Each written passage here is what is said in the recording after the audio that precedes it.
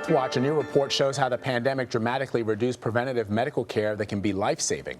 The number of mammograms for women ages 46 to 64 dropped to about 41% in March compared to a year earlier, and 90% in April. Some women who are going back and getting the test say they're being charged hundreds of dollars for a screening they thought was free. Anna Werner takes a closer look.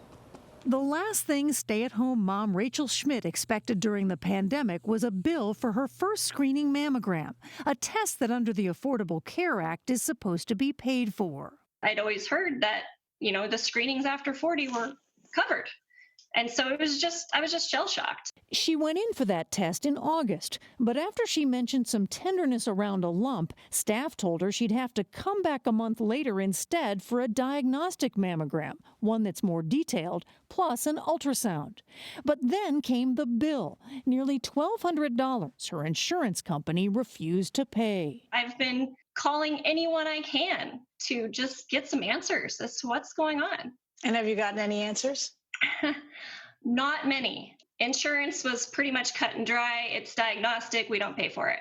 Not only that, she says, although her husband's still working, the pandemic cost her her job as a teaching assistant at her children's school. It hits pretty hard. We don't have a lot of emergency savings left. Many other women nationwide have told us the same, that their doctors ordered a test their insurance company says doesn't fit the definition of a screening mammogram, like a diagnostic mammogram, an ultrasound, or an MRI, and they've wound up with bills for hundreds of dollars. That's despite the fact that nearly half of women over 40 have dense breast tissue, and experts say regular mammograms miss more than 50% of cancers in women with dense breasts. Women like Mary Canny, who says of standard mammograms, they did not pick up my breast cancers both times. In both cases, Canny felt lumps, later confirmed as cancers by additional screening tests, the second time in 2014 after a supposedly negative mammogram. I found the lump within a month, and I went right away to have it checked out, and it was cancerous. I can't trust the regular mammograms. Because of that, this year, her oncologist ordered a more advanced 3D mammogram. But after the test, she got the bill, $856. The reason? Her insurance company said the test was coded as diagnostic, not screening. We can afford to pay for the mammogram, but we don't feel that it is right or fair. Even worse, Canny and other women say the high bills have given them pause. I shared my story with my friends on Facebook, and I had so many comments saying, wow, now I'm going to think twice about going. And I said, please don't. But then when it's also going to cost your family, that amount of money, you put it off sometimes. A recent study shows the potential human costs of putting off those tests. Quest Diagnostics looked at its own numbers of newly diagnosed cancer patients served through lab tests and found as many as 20% of women with breast cancer may have been going undiagnosed since May.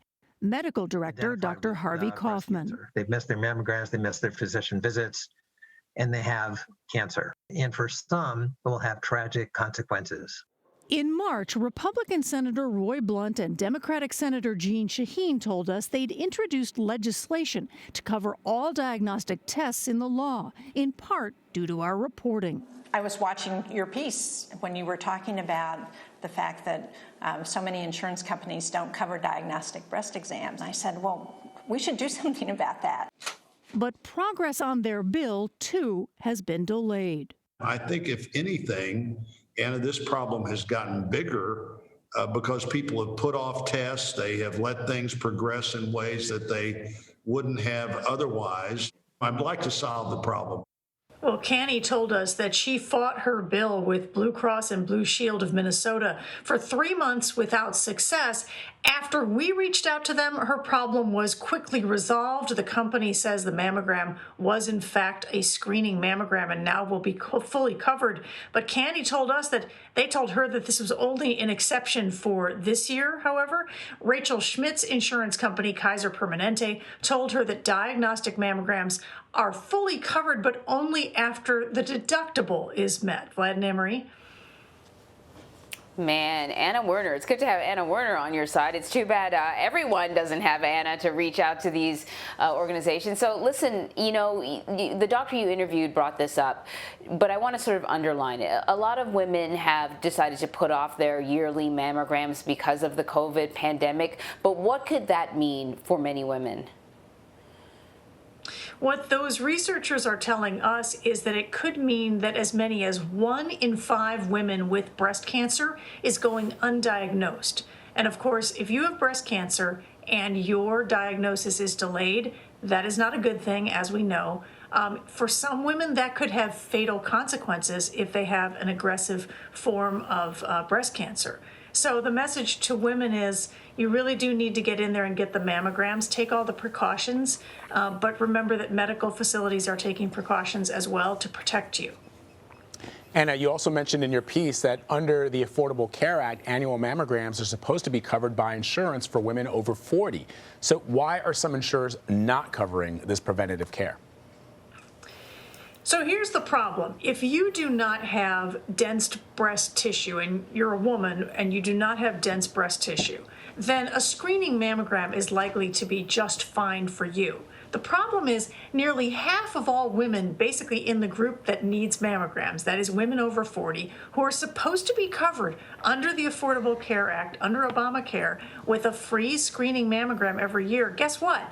The regular screening mammogram is not enough testing to diagnose breast cancer in these women because they have dense breast tissue. It's hard for a regular mammogram to see through that dense tissue. So the doctors will say, listen, because you have dense breast tissue, we need a follow-up. We need an ultrasound.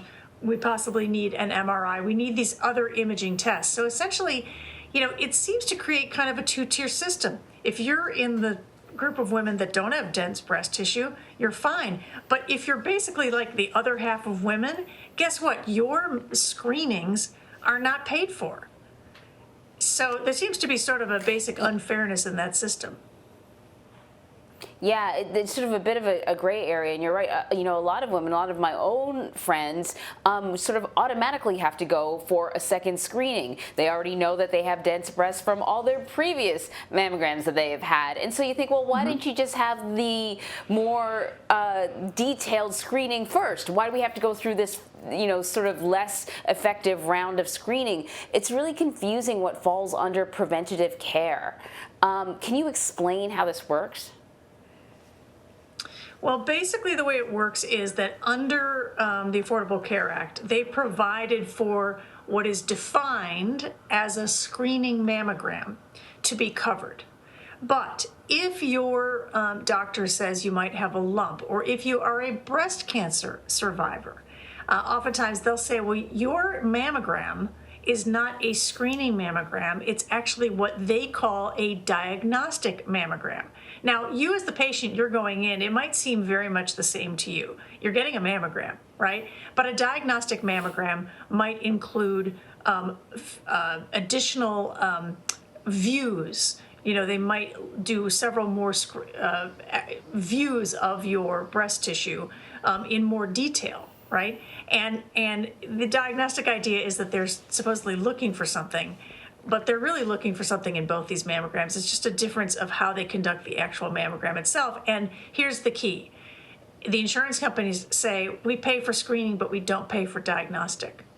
So one woman goes in, gets the mammogram, essentially the same thing pretty much, and yet there's a screening and paid for, and the other woman gets the mammogram and it's not paid for.